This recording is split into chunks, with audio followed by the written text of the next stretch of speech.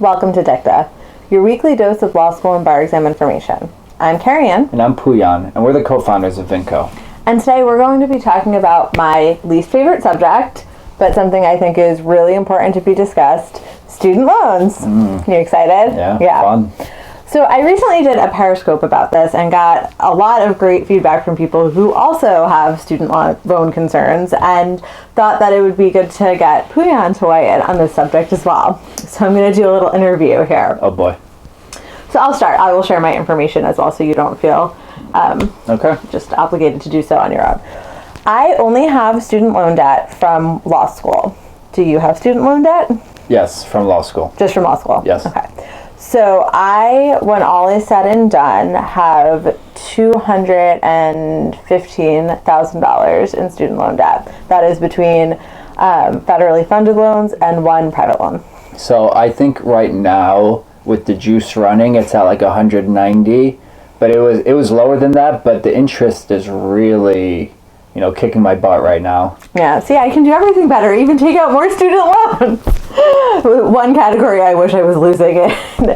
So I did not know what I was getting myself into. Luckily in undergrad, I was lucky enough that my parents and grandparents were able to contribute to my education, and the rest I earned in scholarships. So I came out of undergrad with no loans, and that was great. And then I applied to law school, and my parents were like, we're done supporting you when it comes to this, figure it out, which they were totally within their right to do. And it was my turn to figure out how to pay for it. And I just had this mentality, everyone takes out student loans. So I did. Well, did you kind of know what was going on there? Well, so same thing with undergrad. I left undergrad with only like $2,000 in debt, which I immediately paid off. My parents helped me out. The cost of my undergrad wasn't that much. I worked part-time during undergrad, so I left that with very little debt, almost none. Law school, I wasn't really thinking about it, I thought that everyone basically assumes this much debt and it's just the cost of doing business. That's not true. We were very wrong in that assumption, but I definitely don't think we were alone. Right. I talk to students now who are like, I don't know whether I should leave if I'm going to lose my scholarship. Like, that never would have occurred to me. I would have been like, I'll just take out the loans if I lose my scholarship. Yeah. It was never about the money for me. And I think a big part of that is going into law school, you think you're going to see a very quick return on your investment. Right. Absolutely. And I think we're also learning that that's not the case. That it doesn't come in hundreds of thousands of dollars your first year out of law school for most people. Exactly. I mean, we personally have embarked on a non-traditional path, but even the traditional paths, starting salaries for attorneys now are lower than they were, a decade ago. I think that's true. I think that's true too. I'm not sure that's true, but I'm pretty sure. Google that fact and confirm it. But that is true. People aren't making as much money as they used to across the board, and there isn't that traditional competition where law firms are trying to come in and schmooze you and pay you lots of money. Yeah. It just doesn't exist like that there's anymore. Too many lawyers. Yeah, right there's now. definitely an oversaturation.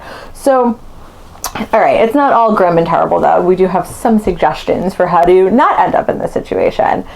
Apply to law schools you can afford would be my first tip. And I sort of got wrapped up in this mentality. I went to the law school at the same school I went to undergrad. So they're all owned by the same school, and I got a very small scholarship to do that, and I thought, well, at least I got a scholarship, and I know people here. I was in my comfort zone, so I thought it was worth it, and I'm very happy I went to that school because of how my life turned out. But if I were me making the decision again, I would have gone to the state school. That was $10,000 a year. Yeah. I mean, now when people ask me should I go to law school or not, I basically tell them go if you think you can afford it. If you really like law, spend as much time getting your LSAT score up, because that'll get you. Academic scholarships are definitely one way to help, but also it's not all about the academic scholarships. That's true. There are all kinds of diversity scholarships, and you can apply for little scholarships for things here and there, even something that would cover book money. At the time, and I think for me it was a immature way of thinking. I sort of thought, well, the hole's already pretty big at this point. What's the $600 for books? What's the $2,000 for living expenses a semester? But that shit adds up over the course of 3 years. And now here I am saying, wow, if I didn't have even $10,000 of that debt, that would actually make a difference. Exactly. So applying for scholarships along the way. Definitely. Also keep in mind, just because you have a lot of debt, it's not the end of the world. There's a lot of flexible repayment options right now. Income-based repayment, income contingent repayment, all these different variations. If you work for a non-profit organization for like 10 years, you can have the rest of your loans forgiven. There are options available. Yeah, that we're living and eating and breathing, right, and doing all those things. So, but I'll be honest, and we can have differing opinions on this. It's affecting my quality of life right now. I have way too much money going out the door to pay for these things, and I don't want that, and I wish that I had made different decisions when it comes to taking out the money. So whether it was working for a year or two to save up at least some of it, maybe it wasn't feasible for me to go completely debt free to the school that I chose, but I could have made some different decisions, like saving up, like looking for more scholarships, right? Who did I think I was that I didn't need to apply for more scholarships, right? I took what they gave me. I didn't try to negotiate. Things are different now. You can come back and say, okay, well, I'm a strong candidate. You really want me.